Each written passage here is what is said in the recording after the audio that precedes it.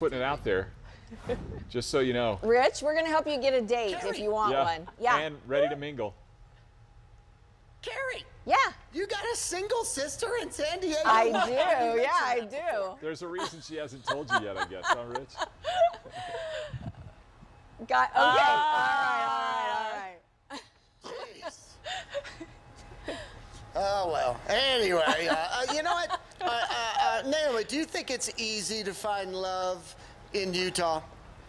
No, I don't. Especially nowadays. I feel like it's changed so much. Like people don't date anymore, you know? It's all online, or or they don't have, like we were talking about this just the other day, they don't have dances anymore. You know, they used to always have dances. You could always find a dance to go to, and they don't have that anymore. We don't have the Ivy Tower that they used to have when I was a kid or stuff like that. So. You know what would make a great date night?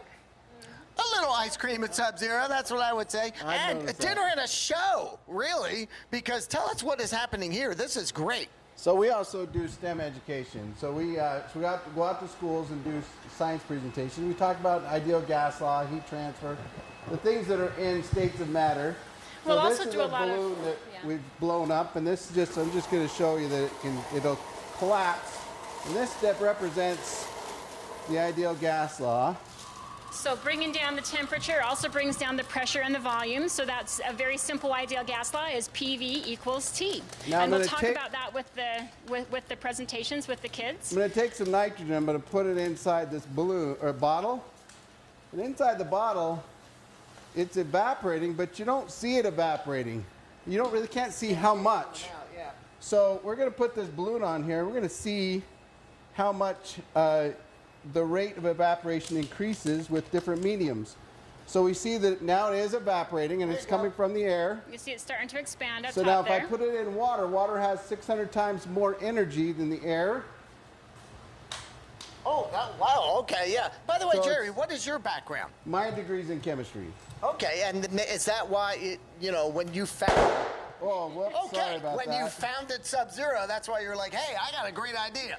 Yeah, she actually left an article out about liquid nitrogen and then well, it was liquid nitrogen ice cream actually, but then we found that the process didn't work that they described, and we had to figure out how to make it work. Yeah. Well, you certainly did there were a lot that. of different ways that we had to try out, different bowl sizes, different ways of dispensing the nitrogen, different ingredients for the cream, all the different ways of making it work. So, but from the start, we always wanted it to be, yes, and then we did patent it. From the start, we always wanted it to be a science theme. Our ice cream parlor was always based on science. And so we actually have a full science presentation that fits with 2nd and 5th grade curriculum. We actually will go out and do daycare centers as well, but we also do in-store centers. So if you go to our website, subzeroicecream.com, there's a place there that you can fill out a request form for information about our science presentations. There you go. Delicious science. That's why we say that. And we're going to talk a little bit more about how they got started, because they blew the folks at Shark Tank away. So stick around to find out that history of Sub-Zero, this one in Provo.